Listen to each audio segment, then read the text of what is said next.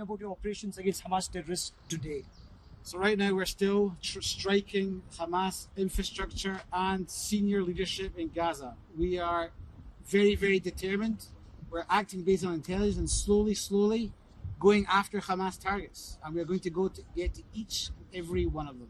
We've asked civilians to move south from Gaza City, south of Wadi Gaza.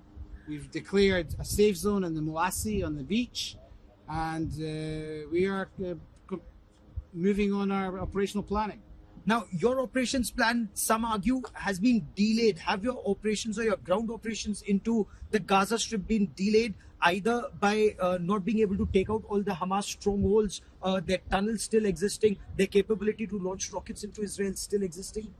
We are going to act in due course in a very disruptive way. We're not delayed in anything. The IDF will go in composed and ready to beat Hamas. When this happens, and it could be in all sorts of ways. There's not a decision yet, but we will act very, very determined matter to destroy Hamas.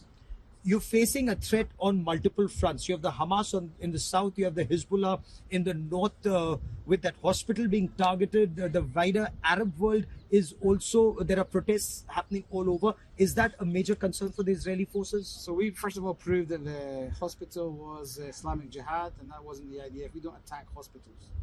The north, we have ramped up our defenses. It would be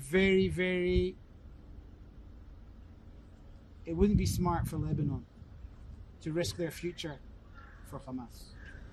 But can you take on an adversary on two fronts or maybe three fronts, Syria, Lebanon and Hamas here at the Gaza Strip? Of course we can, and I think it's important to mention also the fact that there's 2 American battle groups in the Med, amplifying the General Karilla, who's the central commander, saying we are sending these American forces to make sure no one from far intervenes in the fight. Our focus right now is in Gaza, and Lebanon and Hezbollah should not make a mistake.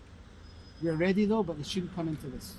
Is there a threat of Hamas terrorists still being in Israel and targeting your supply chain, your soldiers who are now virtually deployed in the open in several locations? We believe that we've more or less cleaned out the area from the Hamas. There were a lot of people inside Israel. There could be still pockets. We're still in a war zone, but that's our jobs.